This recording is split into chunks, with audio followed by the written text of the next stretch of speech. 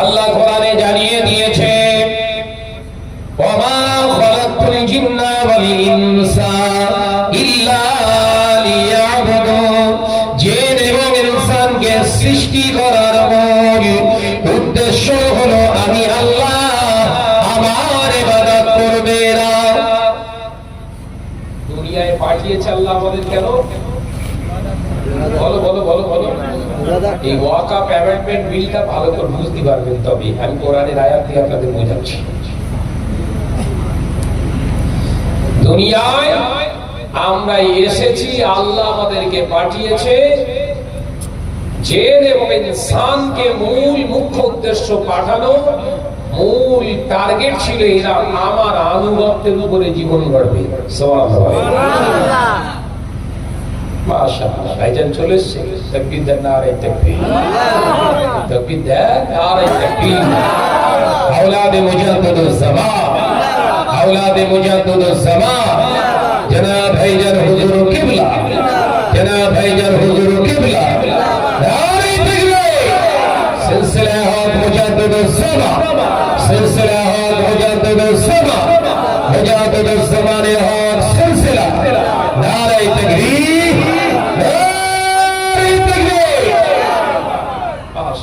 Tension আপনারও কত, আমিও নিশ্চিন্তে। ভাইজান চলে এসছে, আলোচনা বুঝুন সময় মতো ইনশাল্লাহ ভাইজান চলে আসবে। আর টেনশন নেই তো, রাস্তায় থাকলে টেনশন নেই নাকি নাকি। তাহলে দুনিয়ার জমিনে আমাকে আপনাকে পাঠিয়েছে ফাজলামো মারতে, বলেন সত্যকে মিথ্যা, মিথ্যাকে সত্য বানানোর জন্য, এই জোরে বলেন হারামটাকে হালাল বানানোর জন্য। এইগুলোই তো আমরা ব্যস্ত, কথা বলছে না কেন? এইগুলোই করতে তো আমরা ব্যস্ত নাকি? হ্যাঁ না, জোরে বলেন না। ভাইরা, নওজওয়ানেরা, যুবকেরা, ছেলেরা, বাচ্চারা, পর্দানশীরা, মা ও বোনেরা, আলোচনা বুঝুন। আল্লাহ নবী দুজারে বাদশাহ হাবিবুল্লাহকে, নবী জনাবে মুহাম্মদ রাসূলুল্লাহকে সাল্লাল্লাহু আলাইহি ওয়াসাল্লাম পাঁচ জবানে জানিয়েছিলেন, ও আমার সাহাবীরা, ও আমার সাহাবারা, আল্লাহ কোরআনে জানিয়ে দিয়েছে, আল্লাহ কোরআনে জানিয়ে দিয়েছে, ইয়া আইয়ুহাল্লাযীনা আমানু লা তাকুলু রাআইনা। আমি আল্লাহ পাক তোমাদেরকে জানিয়ে দিচ্ছি, তোমরা যারা ঈমানদার, তোমরা যারা নিজেদেরকে মুমিন ভাবো, আমি তোমাদের সম্মান করে দিচ্ছি, ওয়ালা তাকুলু, তোমরা বলো না রাআইনা, আমার হাবিবকে রাখাল। ওটাও বলতে শুরু করেছি আমরা, কথা বলছে না কেন? নবী বললেন আমার হাবিবকে তোমরা রাখাল বলো না। কার কথা? জোরে বল না রে বাবা, আল্লাহর কথা। এখন আমি জুব্বা পরে যদি সেই নবীকে রাখাল বলি, ওয়াকাফ বিল কেন পাস হয়েছে বোঝা যাচ্ছে না? এখন বোঝাতে পারবেন না, বোঝা যাচ্ছে? যুবকেরা, ছেলেরা, বাচ্চারা, পর্দানশীরা, মা ও বোনেরা, আল্লাহ পাকের হাবিব জানালেন, ও বাবা সাহাবীরা, আমি নবী তোমাদেরকে জানিয়ে দিলাম, শুনে রেখে দাও, জেনে রেখে দাও, এমন একটা দিন আসবে, সময় আসবে, যেদিন আমার উম্মত উম্মতিরা নামাজ পড়বে, রোজা করবে, হজ করবে, যাকাত দেবে, বড় বড় মসজিদ বানাবে, আমার উম্মতেরা দাঁড়িয়ে রাখবে, টুপি পরবে, ও আমার সাহাবীরা, মসজিদ ভর্তি মুসল্লি পাওয়া যাবে, মসজিদ ভর্তি নামাজি পাওয়া যাবে, আল্লাহকে ভয় করলে বলা মুসলমান পাওয়া মুশকিল হয়ে যাবে। একদম বাস্তব চিত্রটা তুলে ধরছি, কিন্তু ওই যে দাড়িওয়ালাটা সব পাওয়া যাবে, দাড়িওয়ালা, টুপিওয়ালা, নামাজি, হাজি, ওমরাকারী, মাওলানা, মুফতি, ওয়াইজিন, কথা বলছেন না? ভেতরে সব পুরো ফাঁকা, হাক্কানি আলেমের চাপ কম। আবার প্রশ্ন আসতে পারে ভাইজান, আল্লাহ নবী তো বলেছেন আল উলামা ওয়ারাসাতুল আম্বিয়া, আলেম সম্প্রদায় হলো নবীর ওয়ারিস। নবীর ওয়ারিস যদি এরা হয়, আলেম সমাজে আছে, সমাজ এত কেন অস্থিরতা, সমাজে কেন মুসলমান পৃথিবীর জমিনে নির্যাতিত, সমাজে এত আলেম থাকার পরেও মুসলমানদের মসজিদ গুলো কেন ভাঙা হচ্ছে, মুসলমানদের ভিতরে এত আলেম ওলামা আছে, তাদের ভিতরে কেন নেতৃত্ব না মানুষগুলো আছে? ও আল্লাহর বান্দারা, উত্তর হলো ভিতরে আল্লাহর ভয় না থাকার কারণ। সব অ্যান্সার একটাই বলে হচ্ছে, আলোচনা বুঝতে পারছেন তো নাকি? সমাজে আমাদের কাছে এরকম একটা রিয়াজ হয়ে গেছে, ভালো নকশা, প্লেট বসিয়ে দাও, গম্বুজ করে দাও, মিনার লাগিয়ে দাও, মসজিদ। কথা ঠিক না বুঝে রে ভাই? এত নাকি সব রাগ হচ্ছে নাকি? ভালো দামি দামি পাথর বসাও, বড় উঁচু 3 তলা করে দাও, 80 ফুট একটা মিনার তোলো, বড় গম্বুজ বানাও, প্লেট বসিয়ে দাও, মোজাইক মারবে, এক চান্সে ওটা মসজিদ হয়ে যাবে। মসজিদে মসজিদে সাইলাম। বাদশাহ ঔরঙ্গজেব রাহমাতুল্লাহ আলাইহি এইরকম মসজিদ হওয়া দেখে তিনি নিজে প্রায় 2300 থেকে 2500 মসজিদ ভেঙে ফেলেছিলেন। এখন ফতোয়া দেবেন কাফের ছিলেন তিনি। আমি কিন্তু বলেছি ঔরঙ্গজেব রহমতুল্লাহ আলাইহি আর মানুষ আল্লাহর ওলি ছিল। আল্লাহর ওলিরা আবার মসজিদ ভাঙে? আলোচনা মাথায় ঢুকছে তো বাপ? এই হুপ্পি চুপ্পি দেখে ভাঙলো না, ভেতরের মাল মশলাটা ঠিক আছে কি আগে অনুধাবন করার চেষ্টা করো। ভাই যারা হাক্কানি আলেম, হাক্কানি আলেম হাক্কানি হবে না তো কি হবে? ওর ভিতরের আগ্রাসন মনোভাবটা দমন করতে পেরেছে তো? আমি বড়, আমি সেরা, এই চিন্তা মনের থেকে নিচে ফেলে দিতে পেরেছে তো? যদি না পেরে দিতে পারে ওগুলো ছুঁড়ে, তাহলে ও আলেম। ওই আলেমের দ্বারা ইসলামের কোনো উপকার হবে না। কথা বুঝতে পারছেন না নাকি? हमसे बड़ा कोई नहीं है, हम जो कहे वो सही, हम जो नहीं कहे वो सही नहीं। এই যে চিন্তাধারা, এটাই হলো আপনার ফার্স্ট ধ্বংসের লাইন। আপনি ধ্বংস হবেন। শয়তানের জ্ঞান কম ছিল? বন্দারে বাবা, শয়তানের মতো বড় আলেম দেখাল দিন একটা। কত বড় আলেম কেউ নেই, এত জ্ঞান। আচ্ছা, আবেদ শয়তানের মতো ইবাদত করেছে কেউ? এক আলেম আবার আবেদ, ইবাদত করতে ওয়ালা। আল্লাহ খুশি হয়ে গেলেন, জিবরাইলের তত্ত্বাবধানে আযাজিলকে বড় করলেন। সেই আযাজিল জিবরাইলকে টপকে দিয়েছে ইবাদতে। শুনছে? আল্লাহ খুশি হয়ে বললেন, তুমি শুধু আযাজিল নও, আজকে থেকে মুআল্লিমুল মালায়েকা, এই সব ফেরেশতাদের তুমি হলে লিডার। একটা সুবহানাল্লাহ। আর ইবাদতে খুশি। কথা বলছেন না? ও ভালো করে বোঝেন, তাফসীর থেকে বলছি। আমি তো আমার ভালো পড়াশোনা করিনি, ভালো করে বোঝেন। এই উচ্চ আসনে আহরণ করিয়ে দেওয়া আল্লাহর দান, আর এই আসন দেওয়াটাই হচ্ছে আল্লাহর ইমতিহান, পরীক্ষা। বান্দা তুই কোন লাইনে যাস দেখার আছে। কথা বুঝতে পারছেন নাকি? উচ্চ আসনে আসনিত করাটাই হচ্ছে আল্লাহর ইমতিহান। তার মানে এক্সাম, আপনার পরীক্ষা। বিরাট সম্মানের আসনে আল্লাহ আপনাকে দিতে দেবে। দেখি কোন দিকে যায়। ফেরেশতাদের কোনো গুনাহ নেই, আযাজিলের গুনাহ আছে। তাই শুনছেন তো, ফেরেশতাদের কোনো গুনাহ নেই, আযাজিলের গুনাহ আছে। আর ওই গুনাহ করনেওয়ালা আযাজিলকে আল্লাহ ফেরেশতাদের সরদার বানিয়ে দিয়েছে। কি সব গুনাহ বলেন দিন। এটা হিকমতের কথা খুব ভালো করে বোঝেন। ভাই আমি একটু চুমুক দিচ্ছি, বলো রাখবে না তো আপনাদের? দেখিস ভাই, তোর ভাই আমি তোর খাচ্ছি না।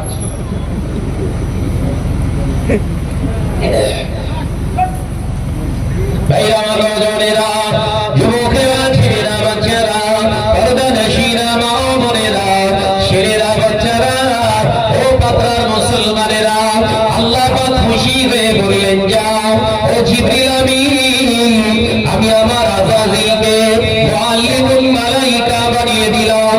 ফেরেশতারা মেনে নিলেন। ফেরেশতারা মেনে নিয়েছে। ফেরেশতা মানে অন্তরে কোনো কিন্তু কথা থাকবে না, পাপাচারের লক্ষ্য থাকবে না। এই জন্য আল্লাহ তাদেরকে ফেরেশতা নাম দিয়েছে। সুবহানাল্লাহ। কোনো পেঁয়াজ গোছ কিছু বোঝে না এরা। এরা ইহদিনাস সিরাতাল মুস্তাকিমের উপরে পূর্ণ প্রতিষ্ঠিত। সুবহানাল্লাহ। আর আমরা আলেম কিন্তু পেঁয়াজ মারা। ঠিক আছে, পেঁয়াজ কে রাখো এখনো। ভাইরা আমার, নজনেরা, যুবকেরা, ছেলেরা, বাচ্চারা, পর্দানশীরা, মা ও বোনেরা, আল্লাহ পাক আওয়াজ দিয়ে বললেন, ও আমার ফেরেশতারা, মুআল্লিমুল মালায়েকা বানিয়ে দিলাম আযাজিলকে। আমি আল্লাহ পাক এখন ইরাদা করছি, আমি একটা আদম বানাবো খলিফা। এই খলিফা কেন আপনি বানাবেন আল্লাহ? ফেরেশতারা প্রশ্ন করলেন, আমরা তো ইবাদত করি আল্লাহ, আপনার উপাসনা করি, এ আদমের কাজ হবে কি? আমরা তো ইবাদত করি আপনার, তাহলে আদমকে আবার ওর কাজ কি? আল্লাহ বললেন, ও আমার ইবাদত করবে। একবার জোরে বলে, একবার জোরে হবে না? গল্প করছি না তাফসীর?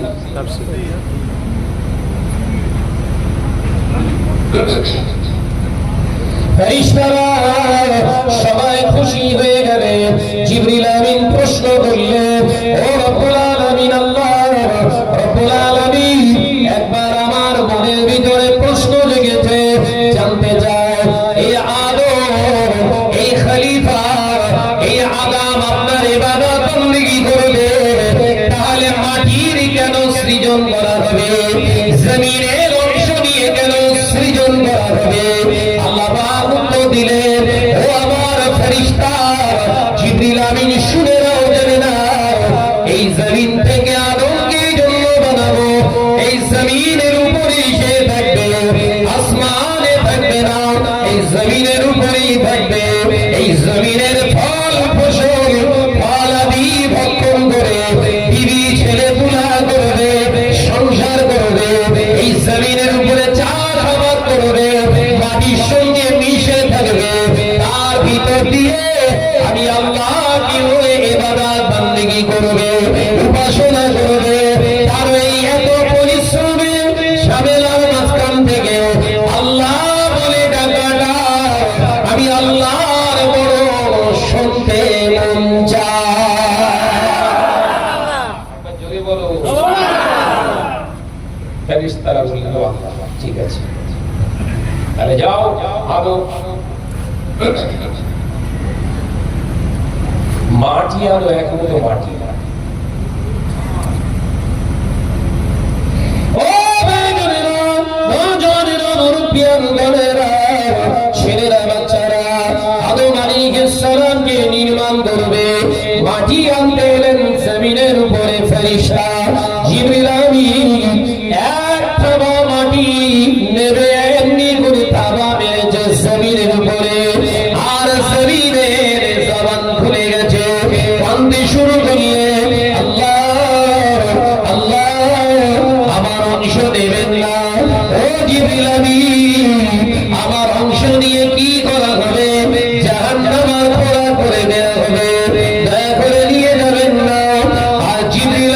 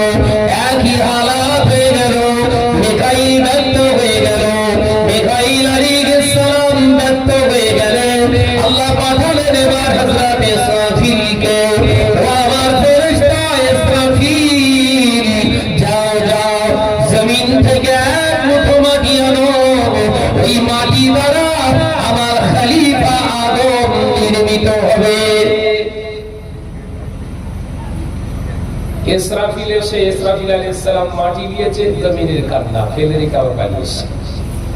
আমি পারবো না আল্লাহ, মায়া কান্না, জমিনের কান্না হলো মায়া কান্না। কি কান্না?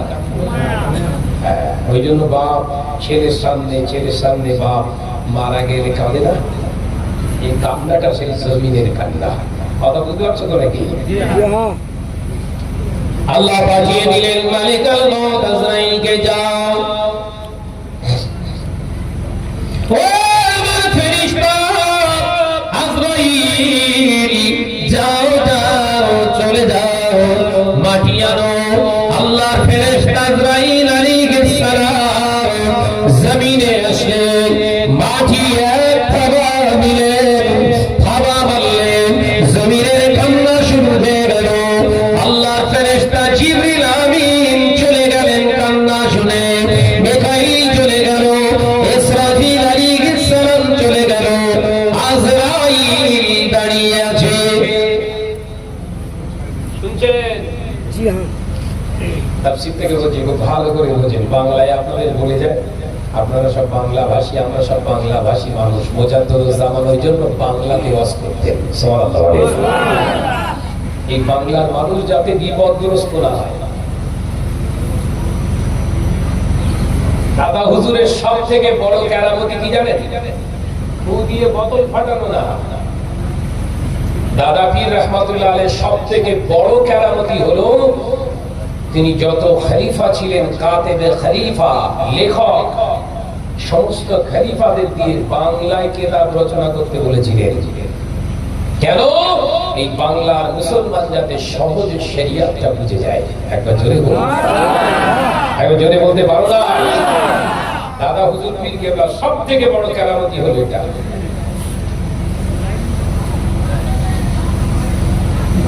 আমরা দু চার লাইন আরবিতে ফটফট করে বক্তব্য দিয়ে মনে করি হামসে বড়া কোই নেই হ্যায়।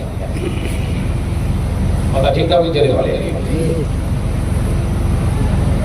আমার উত্তর কেউ জানে না। শুনুন, ওই ক্যারেক্টারটা হামসে বড়া কোই নেই হ্যায়, এই ক্যারেক্টারটা ইবলিসের ছিল, তোর ভিতরে এলো কি করে? এই ক্যারেক্টারটা কার? ইবলিসের। তোর ভিতরে এলো কি করে? এখনো সময় আছে পরিবর্তন হবে। আজরাইল দাঁড়িয়ে আছে, জমিন কাঁপছে। তিনজন ফেরেশতার কাছে যে কান্না কেঁদেছিলেন তার থেকে বেশি কাঁদছে। দাঁড়িয়ে গেছে। জিবরাইল চলে গেছিলেন, মিকাইল চলে গিয়েছিলেন, ইসরাফিল চলে গিয়েছিলেন, হযরত আজরাইল দাঁড়িয়ে রয়েছে। হঠাৎ জমিনের কান্না থেমে গেল। জমিনের কান্না থেমে যেতে আজরাইল আলাইহিস সালাম বলেছিলেন, হে জমিন, কাঁদিস না কেন? দেখেছেন? জমিন, তোর কান্না শেষ হয়ে গেছে, আর তো কাঁদবি না। শুনে রাখ, তোর এই মায়া কান্না থেকে আমার কাছে আল্লাহর হুকুম যে বড়। জোরে হলো না তো? একবার জোরে মারে। ওই জন্য দেখবেন, স্বামী মারা গেছে, বিবি কাঁদতে কাঁদতে 3 দিন পর আর কাঁদে না। আমি কি ভুল বলছি না? ঠিক ছিল? সন্তান মরে গেছে, মা কাঁদতে কাঁদতে, বাপ কাঁদতে কাঁদতে 4 দিন পর আর কাঁদে না। 6 মাস 1 বছর পর ভুলে গেছে, কবরের ধারেও যায় না। এই কথা বলছে না কেন? এটাই হলো মাটির গুণ, এটাই হলো মাটির গুণ, বৈশিষ্ট্য। এই আমার নজনেরা, যুবকেরা, ছেলেরা, বাচ্চারা, পর্দানশীরা, মা-বোনেরা, আল্লাহ ফেরেশতা আজরাইল জানিয়েছিলেন, তোর মায়া কান্না আমায় কিছুই করতে পারলো না। এ জমিন, আল্লাহর হুকুম আমার কাছে আগে, তাই তোর কান্নাকে আমি কর্ণপাত করলাম না। আজরাইল আলাইহিস সালাম মাটি নিয়ে সিজদা করলেন।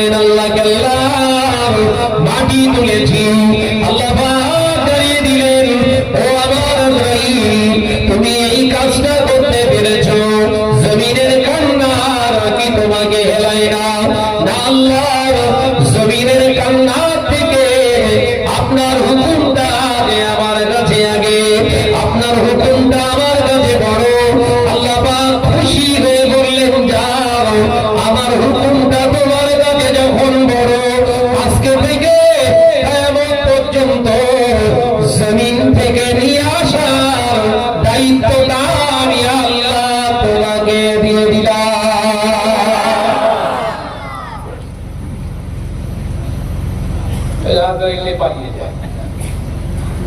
বাপ কেঁদে এঁচড়ে পেঁচড়ে পাগল হয়ে যেত, তুই কাঁদতে যা। আমার একটাই ছেলে, আমার তোর একটা ছেলে তো কি হয়েছে? আল্লাহর হুকুম আমার কাছে শেষ। আলোচনা বুঝছো বাপ? আল্লাহর হুকুমের গোলামিত্ব করতে শিখতে হবে। সবাই আমার খারাপ বলছে, ওদিকে যা।